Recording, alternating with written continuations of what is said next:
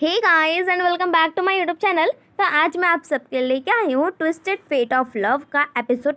तो episode 2 start होता है और हम देखते हैं फेंगशी के पीछे मुड़ने से ही हमारी डोंगियो आ जाती है। और फिर क्या था, वो उसी का खंजर निकाल इतने तेज़ी से रखती है ना कि फेंगशी भी कंफ्यूज, और ऊपर से ये बात सोच के कि अभी भी डोंगियो जिंदा है।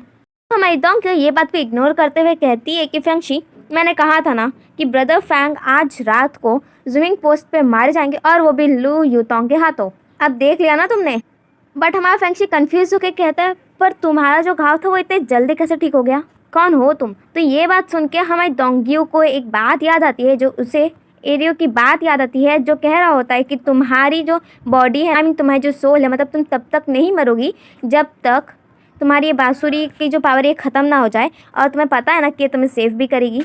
और अब तुम्हारी बॉडी पूरी लोटस से बनी हुई है, और जब तक तुम ये बांसुरी के कांटेक्ट में रहोगी तब तक तुम नहीं मरोगी। और अगर तुम्हें कोई चोट भी लगी होगी ना, तब भी तुम बहुत ही ज़्यादा जल्दी ठीक हो जाओगी, बस पानी लगते हैं। तो फेंगशी कहता है कि तुम मर के भी जिंदा हो गई, तुम्हारे पास ये एबिलिटी है, तो तुम इससे बहुत कुछ पा सकती हो। तो हमारी डोंगियो कहती है कि तुम्हें क्या लगता है कि मैं तुम्हारे साथ आके तुम्हारे साथ मिल के काम करूँगी?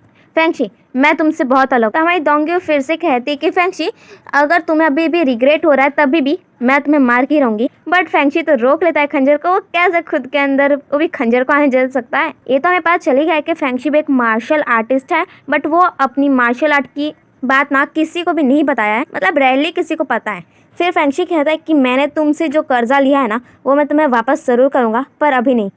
तब तक वहाँ पर बहुत सारे लोग आ जाते हैं जो फेंगशी को ही खोज रहे होते हैं। तो ये बात देख के घबरा के हमारी डोंगियो वहाँ से भाग जाती है। फिर हम नेक्स्ट सीन में देखते हैं फेंगशी और लू यूतोंग को, जहाँ लू यूतोंग कह रहा होता है कि मैं पहली बार कैपिटल में एंटर कर रहा हूँ, और वो भी बिना अपने किसी गार्ड के साथ। नहीं, बट एक गार्ड तो रहेगा ही ना, बॉडी गार्ड। और फिर कैपिटल के गेट के यहाँ पर आके खड़े होकर कहता है कि फेंगशी, अगर मैं कैपिटल के अंदर एंटर हो गया ना, तो तुम कोई भी एंगल से मिनिस्टर ऑफ राइट्स नहीं लगो। और फिर हम सुनते हैं कि वो जो पैलेस था होता है ना, जिसमें सभी प्रॉब्लम्स का सॉल्यूशन करने के लिए एम्परर बैठते हैं।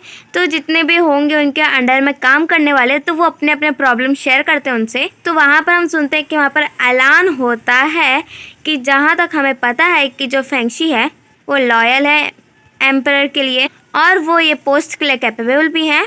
तो इसके लिए जो फेंगशी हैं वो मिनिस्टर ऑफ राइट से प्रमोट होके डिप्टी चीफ बन चुके हैं, और ये थर्ड हाईएस्ट रैंक है, I mean third last highest rank है। और उन्हें इनाम के तौर पे 100 एकड़ की फर्टाइल वाली लैंड भी मिली है, और 1000 किलो सोना भी। फिर यहाँ पर एक और कैरेक्टर की एंट्री होती है जिसका नाम है यूरो, एंड इसके एंटर करते ही ना सब इसे सिर्फ मिस फेंगशी बोलते हैं, मतलब फेंगशी की वाइफ। तो जो यूरो है वो एक कपड़े को देखती है और उसके ऊपर के एम्ब्रॉयडरी को देख के कहती है कि ये पक्का मेरे हस्बैंड यानी कि फेंगशी को फिट होगी। फिर जो कैद था उसमें उसे प्रॉब्लम लग रही थी, उसे लग रहा था कि बड़ा होगा, तो वो एक न्यू बॉडी गार्ड से कहती है, वो भी फेंगशी का बॉडी गार्ड है। तो कहती है, दौलत तुम्हें क्या लगता है, क्या ये सच में बड़ा होगा? तो दौलत भी कहता है, हाँ मुझे भी ऐसे ही लग रहा है। तभी उन्हें ऑर्डर आता है कि जो फेंगशी है वो आ गए हैं कैपिटल में, आई मीन मेंशन में। तो फिर फेंगशी कहता है एक बहुत बड़ी दावत होने वाली, तो उसका जो जिम्मेदारी है ना वो मैं तुम्हें देता हूँ यूरो। फिर हम देखते हैं कि जो दौलत है वो यहाँ वहाँ देख के फेंगशी के पास जाके पूछता है कि ब्रदर फैंग कहाँ? वो दिखाई नहीं दे रहे, कहाँ चले गए? वो कोई काम है क्या? तो फिर हम देखते हैं कि जो फेंगशी वो सैड वॉइस में कहता है कि दौलत तुम ना ब्रदर जिंग के लिए एक मेमोरियल टैबलेट बनाओ।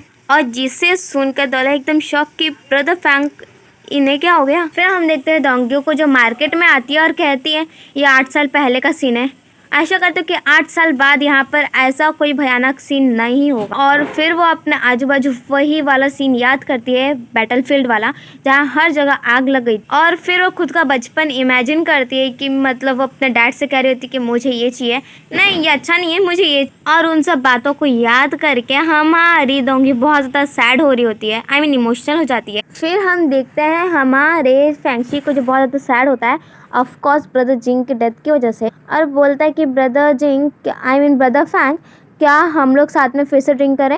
और फिर कहता है कि अब से मिंग फैमिली का एक और गोल हो गया है कि मतलब जिसने भी ब्रदर फैंग को मारा होगा उसका बदला लेना। आई मीन साफ साफ लू यू तोंग को मारना है। फिर हम नेक्स्ट सीन में देखते हैं कि बहुत सारे मिनिस्टर्स आकर फैंक्शी को ग्रीट कर रहे होते हैं बिकॉज अब उसकी 3rd हाई पोस्टिंग हो गई तो कोई भी ग्रीट करेगा ही। एंड अभी तो बेचारा फैंक्शी कितना सैड हुआ था और अब देखो कितना खुल के हंस रहा है। और फिर हम देखते हैं एक लड़के जो ये सोच रहा था कि अब वो फैंक्शी का बायोडाटा लिखेगा और वो फैंक्शी पे नज़र रखना शुरू कर देता है और कहता है कि फैंक्शी आज के दिन डिप्टी चीफ बन जाते हैं और आज रात को उनका होता है सेरेमनी ताकि ये बात ना पूरे कैपिटल के लोगों को पता चले। एंड बहुत सारे गिफ्ट भी आए हैं, सब ग्रीट कर रहे हैं और साथ ही साथ ये बात नोट करता है कि जो फैंक्शी बहुत ज़्यादा अच्छा वाला ड्रिंकर है। पर तभी वहाँ पर ड्यूक एन आते हैं और फिर कहते हैं कि मुझे माफ़ करना, मुझे लेट हो गया आने।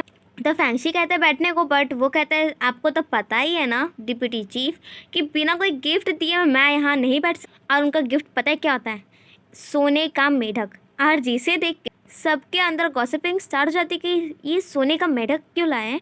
तो फिर ड्यूक एन कहते हैं कि आपको पता नहीं है क्या कि ये जो मेढक है एक तो ये सोने का बना हुआ है, तो इसकी वजह से इसकी कीमत भी बहुत ज़्यादा है और इसे अगर आप अपने पास रखोगे तो आपकी किस्मत चमक जाएगी, मतलब रातों रात माला माल।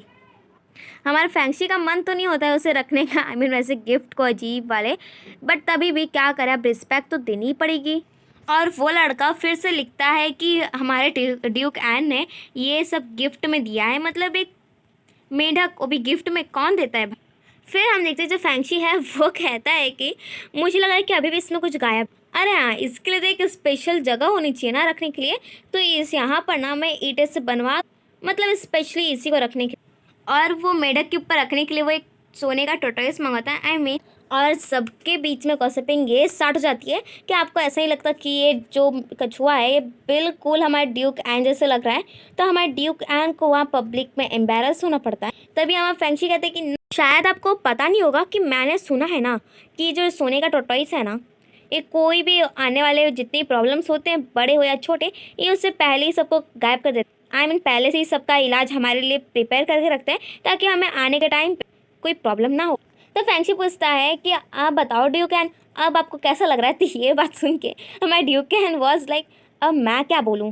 फिर वो कहते हैं कि अच्छा तो है, पर मुझे लग रहा है शायद इसमें और कुछ नहीं गायब हो रहा। बट फैंक्शी कहते हैं नहीं, मुझे तो ऐसा बिल्कुल नहीं। और फिर वो लड़का अपने बुक में लिखता है कि फैंक्शी ने हमारे ड्यूक एन को हरा दिया, उन्होंने एक मेढक ला के दिया, तो हमारे फैंक्शी ने उसके जवाब में एक कछुआ खड़ा कर दिया। फैंक्शी असम है और इतनी अच्छी अच्छी बातें लिख रहा होता है ना वो फैंक्शी के बारे में कि क्या ही बोलूँ मैं। तभी वहाँ पर फायर क्रैकर्स चलना शुरू हो जाते हैं और वो लोग के मुंह से ना उसकी तारीफ़ें होना बंद ही नहीं हो रही थी। और यहाँ हम देखते हैं हमारी डोंकी को, जहाँ वो कह रही होती है कि एरियो तुम्हें पता है कि आज चाइनीज़ वैलेंटाइन डे है और आज का दिन था तुम्हें पता ही होगा, 14वां साल ऑफ क्यू यान रूल, मतलब अभी ठीक 8 साल बाद यहाँ पर बहुत बड़ी बैटल होने वाली है और मैं तुम्हारी वजह से ना ये बैटल को पक्का रोक लूँगी। तुमने अपनी पूरी पावर यूज़ कर दी मुझे बैक में भेजने के लिए, थैंक यू वेरी मच। तभी हम देखते हैं कि कैपिटल की जो बुक है, मतलब डेली न्यूज़, वो सब एक आदमी बेच रहा होता है। तो उसमें से एक लड़की कहती है कि सच में ड्यूक एन इतने स्टूपिड है, उन्होंने खुद को ही सबके सामने इतना एम्बेरस फील करवा लिया। तभी हम देखते हैं कि जो दूल्हा है वो कहता है कि यहाँ पर आओ, तुम्हें फैंक्शी ने बुलाया। तो पहले तो वो शॉक होता है और फिर हम देखते हैं कि वो लड़का कहता है कि आपने मुझे क्यों बुलाया। और वो देखता है कि जो फैंक्शी है वो कैपिटल की बुक पढ़ रहा होता है। तो हमारा फैंक्शी तारीफ़ करते हुए कहता है कि ये जिसने भी लिखा है ना वो सच में बहुत अच्छा लिखता है। तो ये बात सुन के वो लड़का इतना खुश होकर कहता है कि अगर आपको ये अच्छा लगा ना तो मैं ना ऐसा आपके बारे में बहुत लिख। तो फिर फैंक्शी कहता है मतलब तुमने ये बात खुद ही मान ली कि तुम ही हो वैंग चुआन जो कैपिटल लिखता है, मतलब ये छुप छुप के लिखता था इसके लिए। तो फिर फैंक्शी गुस्से से कह रहा होता है कि अच्छा तो तुम ही हो जिसने मेरे बारे में ये सब लिखा, अपने काम करने के बजाय तुम मेरे बारे में ये सब क्यों लिख। तो वो लड़का घबराता है और कहता है प्लीज़ आप मुझे अब की बार माफ़ कर दो और मैं आपको बता दूँ कि ये ना जब मैं काम करता हूँ तब नहीं लिखता, जब मैं फ्री होता हूँ तब लिखता हूँ। और आप मेरा आइडल हो, मैं आपका बहुत बड़ा वाला फ़ैन हूँ और मैंने ये जो लिखा है तो आपके बारे में कुछ भी, मुझे तो आपके बारे में लगभग सब चीज़ पता। तो हमारा फैंक्शी कहता है कि मतलब तुम मेरे बारे में मतलब फैंक्शी लिखने के बजाय तुम मेरे जगह क्या नाम लिख रहे हो तुम्हें पता भी है। तो फिर वो कहते हैं कि अगर आपको पसंद नहीं है ना मैं पक्का इसे नहीं लिखूंगा, बट आप प्लीज़ मुझे छोड़ दो। और फिर हमारा फैंक्शी कहता है चलो ठीक है इतना ड्रामेबाजी बंद करो, आई मीन बंद करो। और फिर फैंक्शी कहता है कि मुझे एक बुक लिखनी है एंड पब्लिश करनी है, तो तुम्हें मुझे उसमें हेल्प करनी है। तो वो लड़का कहता है हाँ अब जो बोलो मैं पक्का वैसा करूँगा। तो फैंक्शी कहता है कि मुझे वो बुक है ना उस पर जो टॉपिक है वो है सेक्रीफाइस सेरेमनी का, जो हर साल कोर्ट में होता है और ये साल में एक बार ही होता है। तो लड़का कहता है कि आप ऐसा क्यों चाहते हो कि मैं ही उसे पब्लिश करूं, और साथ साथ जब वो अभी हुआ ही नहीं है सेरेमनी उससे पहले ही क्यों। और फिर वो लड़का भी मान जाता है कि ठीक है मैं आपके साथ मिल के ये बुक ज़रूर पब्लिश करूं। और फिर हमें इंट्रोड्यूस होता है नेक्स्ट सीन में हमारे एम्परर से। तभी हम देखते हैं कि जो ड्यूक एन है वो लू युतांग की तरफ इशारा करते हुए कहते हैं कि हमें हमारी कंट्री को बचाने के लिए लू युतांग का सहारा लेना चाहिए, बिकॉज हमें तो ये पता ही है कि इन्हीं की मिलिट्री सबसे ज़्यादा पावरफुल है यहाँ पर। और एम्परर से रिक्वेस्ट करता है कि ठीक है आप प्लीज़ इसके बारे में ज़्यादा सोचना। तभी वो हम मतलब कैसे अब खर्च करना है पैसों को ये बारे में वो एक और ड्यूक से पूछते हैं कि अच्छा अब आप बताओ कि अब हमें क्या करना चाहिए। तो वो अपने सजेशन में कहते हैं कि मेरे ख्याल से ना हमें आई मीन सबसे ब्याज लेना ज़्यादा चाहिए और उन्हें कम दाम में मतलब ज़्यादा दाम में बेचना चाहिए, और जिससे हम अपनी फोर्स को बढ़ा सकते हैं और हमारे आर्मी के जो लोग हैं वो भी बहुत ज़्यादा सेफ रहेंगे और साथ साथ लोग भी सेफ रहेंगे। तो हमें इस बात की टेंशन लेने की कोई ज़रूरत नहीं रहेगी फिर। तो लू युतांग कहते हैं कि ये मत भूलना कि मेरे पास बहुत ज़्यादा स्ट्रांग फोर्स है, तो जिसकी वजह से मैं अपने साइड के लोगों को तो प्रोटेक्ट कर ही लूँगा। आप बस अपने साइड के लोगों को कैसे प्रोटेक्ट करना ये आप सोच, नहीं तो शायद आप ही के जो लोग हैं वो आपके खिलाफ हो जाए। तो फिर एम्पर फैंक्शी से पूछते तो फैंक्शी कहता है कि मुझे लगता है ना कि ड्यूक एन एंड ड्यूक दोनों सही, मतलब ना मैं आपको यहाँ पर क्लियर कर दूँ डैट ये एक पोस्ट को पाने के लिए लड़ाई हो रही है ड्यूक और ड्यूक एन के बीच में, आई मीन ड्यूक और लू युतांग के बीच में, जहाँ पर ड्यूक एन ड्यूक के साथ हैं और सब चाहते हैं कि फैंक्शी उनके साइड हो जाए, बिकॉज फैंक्शी को तो सब जानते हैं कि बहुत ज़्यादा मास्टरमाइंड है, तो कोई भी उनके साथ रहेगा आई मीन फैंक्शी के साथ तो पक्का जीत जाएगा अपनी पोस्ट पाने में। फिर हम नेक्स्ट में देखते हैं हमारी दोंग्यू को, जहाँ हमारी दोंग्यू कहती है मुझे ना यहाँ आए हुए कितना टाइम हो गया बट अभी तक मुझे लू युतांग के बारे में कुछ भी पता नहीं चला। और फिर हम देखते हैं कि हमारी दोंग्यू जाती है फिर से वही कैपिटल की बुक के यहाँ और फिर उसे पढ़ना स्टार्ट करती है, बट वो कहता है कि अगर तुम्हें ख़रीदना नहीं है तो तुम इसे लेते क्यों हो। आई मीन वो तो हमारी दोंग्यू को एक लड़का ही समझ रहा होता। तभी हम देखते हैं कि दोला है और फिर हमारा फैंक्शी भी वहीं पर खड़ा होता है। तो फैंक्शी हमारी दोंग्यू को ऊपर से देखता है और कहता है ये सच में यहाँ तक पहुँच गई। तो हमारी जो दोंग्यू है वो पैसे के बदले में फैंक्शी का जेट देते हुए कहती है कि ये लो ये तो काफ़ी होगा ना। तो उसमें से आई मीन वो सेलर कहता है कि नहीं मैं ऐसे नहीं ले सकता, वरना ये सब ना आके मुझे गिरफ्तार कर लेंगे और कहेंगे कि मैंने चोरी कर ली। तो दुल्हा कहता है कि फैंक्शी तुम एक लड़के के बारे में इतना केयर क्यों कर रहे हो। तो फैंक्शी कहता है बेवकूफ़ वो लड़का नहीं वो लड़की है।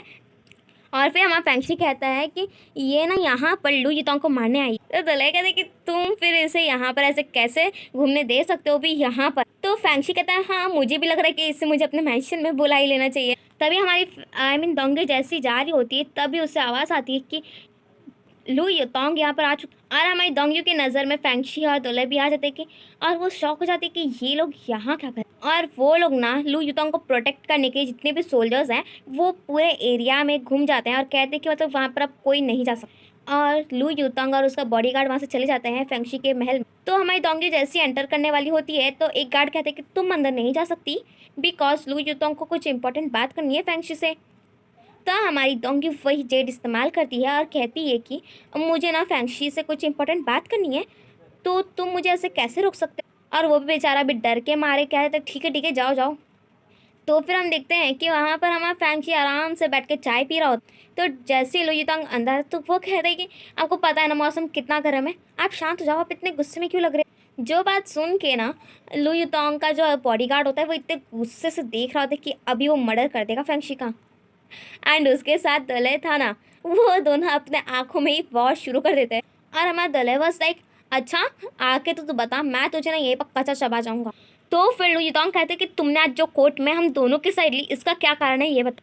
तो जिस पे फैंक्शी कहता है कि आपको तो पता है ना कि जो ड्यूक एन है वो बोलने में कितना माहिर है, मैं तो बस ये चाहता हूँ कि वो किसी भी तरह से मतलब जहाँ से मैं उन्हें कमज़ोर कर सकूँ वो वाला पार्ट मैं जान लूँ, ताकि मैं आपको हेल्प कर सकूँ। और कुछ भी इंटेंशन नहीं है मेरा, सच्ची। तो ड्यूक एन कह आई मीन सॉरी, तो लू युतोंग कहते हैं कि मुझे नहीं लगता कि तुम ड्यूक एन की कमज़ोरी पता लगा रहे हो। फिर ड्यूक एन कहते कि मैं ठीक है कोई बात नहीं, तुम मुझसे ऐसे कैसे बोल सकते हो। वैसे यहाँ पर तो आज मैं तुम्हारे महल की कुछ खूबसूरतियाँ देखना चाहता हूँ, बिकॉज मैंने सुना है कि तुम्हारे महल में बहुत ही अच्छे अच्छे गेस्ट आते हैं एंड ऑल वगैरह वगैरह वगैरह। तो फैंसी कहते हैं कि हाँ बिल्कुल, आप जैसा चाहेंगे मैं वैसे ही सारी चीज़ को अरेंज कर दूंगा। और फिर हम देखते हैं एक लड़की को जो कहती है अपने अंडर काम करने वाले को कि देख, हमारे जो मिस्टर फैंग है ना, आई मीन फैंग शी, उन्होंने ऑर्डर दिया है कि लुई युतोंग के सामने हमें परफॉर्मेंस करनी है और कोई भी गड़बड़ी नहीं होनी चाहिए, समझ गई ना। और हम देखते हैं कि कोई तो नज़र रख रहा होता है एंड देन हमें रात का सीन दिखाया जाता है जहाँ पर लुई युतोंग और फैंग शी एंड ऑल सब के सब वहाँ पर जो डांस हो रहा होता है उसे इंजॉय कर रहे होते हैं। आई मीन होने वाला जो होता है, एंड उसमें की जो मेन लीड होती है वो और कोई नहीं, हमारी दोंग्यू होती है। तो जिसे देखकर हमारा फ्रेंडशी शॉक कि ये मेरे महल में कैसे घुसा। तो फिर हमारी दोंग्यू कहती है कि जहाँ तक मुझे पता है कि लू युतोंग अभी अभी कोई बैटल फील्ड से आए हैं, तो मैंने आपके लिए एक स्वर्ड डांस, आई मीन तलवार के साथ मैं डांस करूँगी, तो वो मैंने आपके लिए तैयार किया है। तो हमारा जो लू युतोंग है वो कहता है तुमने अपना चेहरा क्यों ढका हुआ। तो हमारी दोंग्यू कहती है कि बिकॉज मैंने ना ये प्रण लिया है कि जब तक मैं अपने लाइफ पार्टनर से ना मिल जाऊँ तब तक मैं अपना चेहरा ऐसे ढक के रखूँगी। तो फैंक्शी उसकी ये बात सुन के स्माइल करता है और फिर कहता है कि इतना अच्छा डांस करोगे, इतना अच्छा, तुम्हें उसकी कीमत मिली। तो पहले तो दोंगी एकदम कंफ्यूज होती है कि ये ऐसा क्यों बात कर रहा है भाई, और फिर थैंक यू कहते कहती है थैंक यू फैंक्शी, आपका ये आभार मैं कभी नहीं भूलूंगी। अब हमारी दोंग्यू को ऐसा तो लग रहा होता है कि हम आप फैंक्शी समझ गया है कि ये दोंग्यू है, और इंटेंशन तो फैंक्शी की किसी को समझ में आती नहीं, तो हमारी दोंग्यू को कहाँ से आ जाएगी।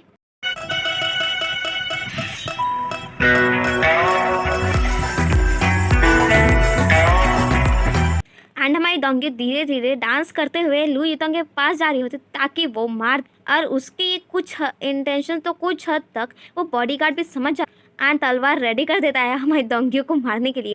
और ये हमारी दोंगियों का इंटेंशन तो फैंक्शी भी समझ आता है, तो वो ना जानबूझ के एक तार को तोड़ देता है जिसकी वजह से म्यूजिक वहीं स्टॉप हो जाता है एंड हमारी दोंगियों का डांस। तब हमारा जो फैंक्शी है वो कहता है कि सच में तुमने बहुत अच्छा डांस किया, एंड हमारी दोंगियों के सारे इंटेंशन में तो पानी फिर जाता है, बट तभी वो स्माइल करते हुए कहती है आपने मेरा डांस देखा इसके लिए बहुत बहुत बहुत शुक्रिया। तो फिर हमारी दोंगी सोचती है कि बहुत अच्छा टाइम है, मैं लू युतोंग को मार सकती हूँ, और उसके इंटेंशन फिर से फैंक्शी समझ आता है एंड देन कहता है कि मुझे इसकी कोई परवाह नहीं है कि मैं तुम्हारा लाइफ पार्टनर हूँ कि नहीं। क्या हमारी दोंगी एकदम शॉक हो जाती कि ये क्या हो क्या गया, वो सोच क्या रही थी और ये हो क्या रहा है। एंड फिर हम नेक्स्ट में देखते हैं कि हमारी जो दोंगी है उसे बांध के रख दिया जाता ताकि वो कहीं पर भी भाग ना। फिर हम देखते हैं कि लू युतोंग कहता है अगर तुमने सच में ड्यूक एन की कमज़ोरी पता लगा ली तो तुम मेरी बहुत हेल्प कर सकते हो। तो फैंक्शी कहता है कि पर एक शर्त है, मुझे ना एम्परर की तलवार को एक बार यूज़ करना है। तो ड्यूक आई मीन वो लू युतोंग कहता है कि ठीक है मैं तुम्हें प्रॉमिस करता हूँ, बट अगर तुमने मेरी हेल्प नहीं की ना तो मैं तुम्हें जिंदा नहीं छोड़ूंगा। आज जैसे ही वो सब जा रहे होते हैं तब तक वो लीडर आती है जो डांस की लीडर होती है, वो कहती है कि आपको पता है क्या चिंगशू को किसी ने ना रूम में बंद कर दिया था, आई मीन वो जो दोंगियों की जगह डांस करने वाली। एंड देन ये बात सुन के बॉडीगार्ड को शक हो जाता है और लू युतोंग कहता है कि नज़र रखो यहाँ पर। तो बॉडीगार्ड पूछता है वो लीडर से कि वो जो डांसर थी वो कौन थी। तो वो कहती है कि मुझे नहीं पता कि वो, एंड हमारा फैंक्शी कुछ सोचने के बाद कहता है कि जब वो डांसर नहीं थी तो इसका मतलब पक्का वो लू युतोंग को मारने आई होगी या शायद मुझे। और जब वो सब वहाँ पहुँचते हैं तो वो लोग वहाँ पर रस्सी खुली हुई पाते हैं एंड फैंक्शी स्माइल करता है और कुछ सोचता है, और तभी वो बॉडीगार्ड कहते हैं कि वो लड़की को ना जल्दी खोजो, क्या पता वो लू युतोंग को कब मार। तो शक करते हुए बॉडीगार्ड कहता है फैंक्शी को कि वो कौन थी। तो ये बात सुन के फैंक्शी एकदम इनोसेंट वाली वॉइस में कहता है तुमने तो देखा ही था ना कि मैंने उसे चिंगशू को समझ लिया था, और मुझे क्या पता था कि वो कौन। और फिर बॉडीगार्ड वार्निंग देते हुए कहता है फैंक्शी को देख लूँगा मैं तुम्हें। और उसके जाने के बाद फैंक्शी स्माइल करता है, इसका मतलब कि हमारे फैंक्शी को पहले ही पता चल गया था कि हमारी दोंगी वहाँ से भाग जाएगी, इसके लिए उसने ये सजेस्ट किया था। फिर वो दोले के बुलाते हुए कहता है कि उससे ना वो लड़की को इन लोग के पकड़ने से पहले उसे पकड़ लो।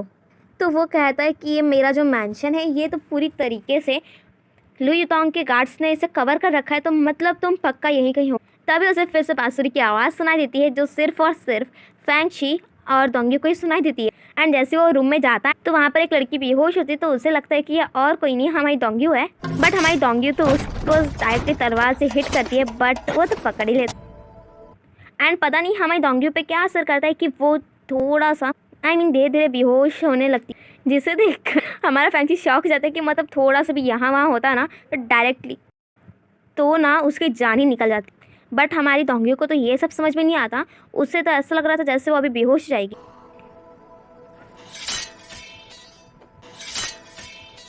खुद के ऊपर कंट्रोल करने की कोशिश करती है, बट अफसोस कर नहीं पाती। तो फेंगशी कहता है कि क्या तुमने देखा नहीं कि मैंने तुम्हारी मदद की। तो डोंग्यू कहती है मुझे पता है कि तुम और लू युतोंग दोनों एक जैसे। तो फिर हमारी डोंग्यू कहती है तुमने मुझे लू युतोंग को मारने से रोक दिया, वो भी एक बार नहीं 2 बार, तो इसके लिए ना मैं सबसे पहले तुम्हें ही मारूंगी। एंड देन हमारा फेंगशी बताता है तुम जितना ज़्यादा गुस्से में रहोगी ये उतना ज़्यादा ही तुम पे असर करेगा। एंड देन हमारी डोंगी वहीं पर बेहोश। तभी वो नीचे दिखता है जहाँ पर वो बॉडीगार्ड के जो गार्ड्स होते हैं वो कहते हैं कि वो यहाँ पर भी नहीं, मतलब हमने पूरा महल छान मारा पर वो मुझे कहीं नहीं मिली। एंड देन वो और डोंगियों को लेकर वो कार्ट में बैठ जाता है। तो हमारी डोंगियो कहती है कि हम लोग कहाँ जा रहे हैं। फेंगशी कहता है टेंशन मत लो, मैं हूँ ना तुम्हें बचाने के लिए। और फिर से हमारी जब डोंगियो गुस्सा करती हैं तो वो फिर से दवाई हमारी डोंगियो के ऊपर असर करती है।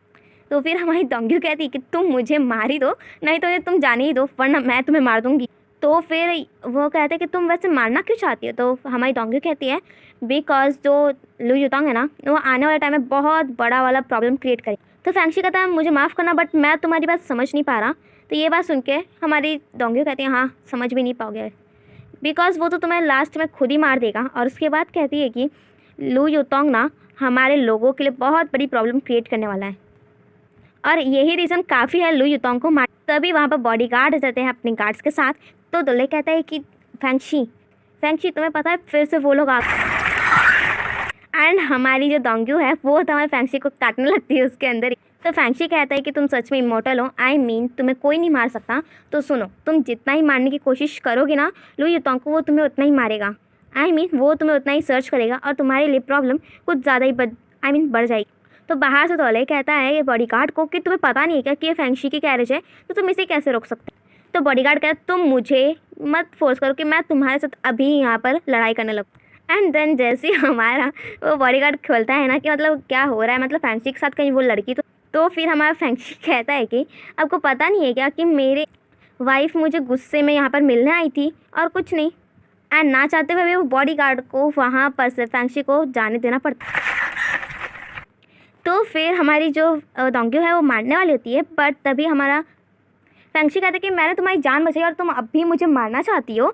तो हमारी डोंगी कहती है कैरेज को स्टॉप करो, मैं अभी यहाँ से उतरती हूँ। तो फेंगशी कहता है तुम जब तक मेरे साथ रहोगी तब तक तुम जो चाहो वो कर भी सकती है एंड तुम्हें कोई प्रॉब्लम भी नहीं। एंड देन हमारी डोंगी कहती है कि तुम्हें क्या लगता है कि मुझे तुम्हारे बारे में कुछ नहीं पता, मुझे तुम्हारी सारी नेचर के बारे में पता है।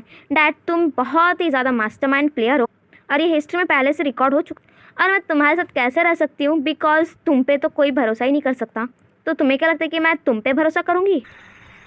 तो फिर हमारा फेंगशी फिक्र दिखाता है, बट हमारी डोंग्यू कहती है कि तुमने मेरी लाइफ बचाई, इसकी वजह से मैं तुम्हें अभी तक ज़िंदा छोड़ी हूँ, ना तो मैं ना तुम्हें पहले ही मार देती। और अगर तुमने आइंदा से मुझे स्टॉप किया ना वो लू युतोंग को मारने के लिए, तो मैं तुम्हें पक्का नहीं, तो मैं तुम्हें आइंदा से अब देखना नहीं चाहती हूँ मेरे मैटर में इन्वॉल्व होते हुए। तो फिर दुल्हा आके कहता है कि फेंगशी क्या तुम ठीक हो, और ये क्या क्या बात करके तुम्हें चली गई है और तुमने कुछ कहा भी नहीं। तो फेंगशी कहता है तुम्हें पता है उस दिन ब्रदर फैंग के मौत के दिन इसने कहा था कि ब्रदर फैंग जमीन पोस्ट पे मारे जाएंगे, और बिल्कुल वैसे ही हुआ। और उसने ये भी कहा कि मैं 1 साल के अंदर लू युतोंग के हाथों मारा जाऊंगा, और हिस्ट्री में मेरा नाम आई मीन फेंगशी का नाम बहुत ही मास्टरमाइंड प्लेयर के नाम से रखा जाए। एंड देन हम नेक्स्ट सीन में देख कि जो ड्यूक एन है वो कह रहे होते हैं कि तुम्हें पता है ना कि 3 महीने से यहाँ बारिश यहाँ पर बहुत टाइम से बारिश नहीं हुई है, अब मैं और क्या करूं। मैंने यहाँ तक कि सारे टोटके भी अपना लिए कि मैं कैसे बारिश करूं। तो फिर उनमें से एक सजेस्ट करता है कि क्यों ना आप जाके क्राउन प्रिंस से हेल्प मांगे, और यहाँ पर एंट्री होती है हमारे सेकंड मेल लीड की जिसका नाम शिंग्याओ और ये क्राउन प्रिंस।